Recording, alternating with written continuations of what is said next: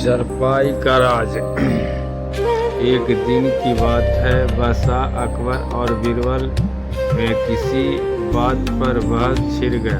बीरबल को इतना गुस्सा आ गया, वह महल से बाहर आ गया। अब वह कुछ दिन तक महल के माहौल से दूर रहना चाहते थे। चुपचाप अपने घर की ओर चले जा रहे थे। अचानक बीरबल को रास्ते में एक आदमी मिला। उसने प्रणाम करके कहा, आप ही बादशाह अकबर की प्रिय मंत्री बीरबल है। बीरबल ने हाँ भर ली, पर उसने कहा, मुझे आपसे मिलकर बहुत खुशी हुई। मैंने सुना है कि आप किसी भी समस्या का हल चुटकी में निकाल देते हो और सभी लोग को मदद के लिए हमेशा तैयार रहते हो। बीरबल समझ गया कि वह उसने कुछ पैसा ऐंठना चाहता है। वह बोला, क्या तुम इसी रास्ते में वापस जाओगे जिससे रास्ते से आए हो?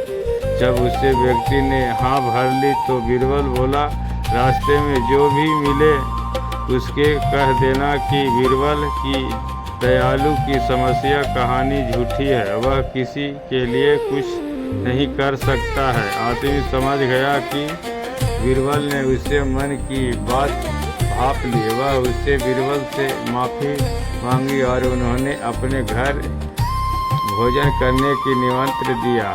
बीरबल बोला, मैं कुछ दिन के लिए इस जगह से दूर रहना चाहता हूँ, क्योंकि मुझे मेरी मदद करना चाहते हो। आप मेरे यहाँ रह सकते हो, किसी को पता न चलने दूंगी कि आप मेरे यहाँ ठहरे हो।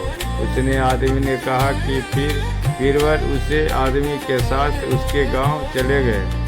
इधर बादशाह अकबर के लिए बीरबल से दूरी बनाने रखना बहुत मुश्किल हो रहा था। उसने दरबार में बीरबल की कमी खलने लगी।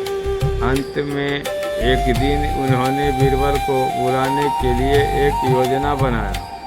बादशाह अकबर चाहता था कि अगर वह कोई अजीब सी प्रयोजता बादशाह अकबर जानता था कि अगर वह कोई अजीब सी प्रयोगता रख देता तो बीरबल ही उसका उत्तर बता सकता है। इस तरह बादशाह अकबर को उन्होंने खोजने में बड़ा आसानी होगी।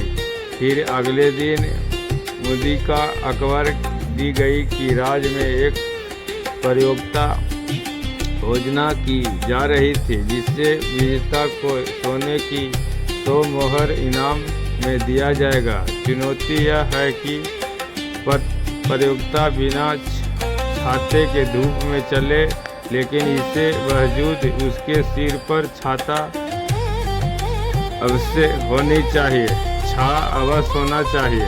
यह बड़ी अजीब सी सच थी। धूप में छा एक साथ कैसे आ सकता है? वह उसने आदमी ने भी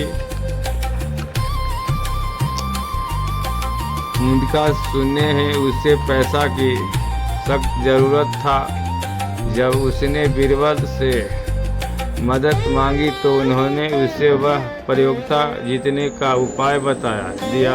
अगले दिन वह आदमी सिर पर चारपाई रखकर दरबार में चला गया। वह छतरी के बिना धूप में चल रहा था, लेकिन चारपाई के कारण उसे सिर पर छाया बनी हुई थी। बादशाह अकबर से आदमी को देखते ही समझ गया कि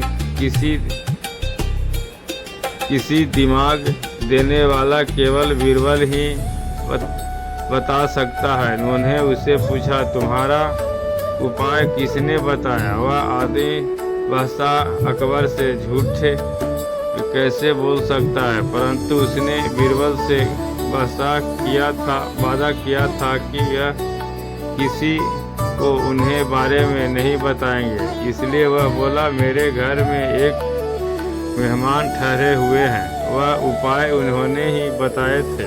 जब अकबर उसके घर गया तो बीरबल उसे उनके भेंट हो गई। अकबर को बीरबल मिल गया और उसे आदमी को अपना इनाम पा गया।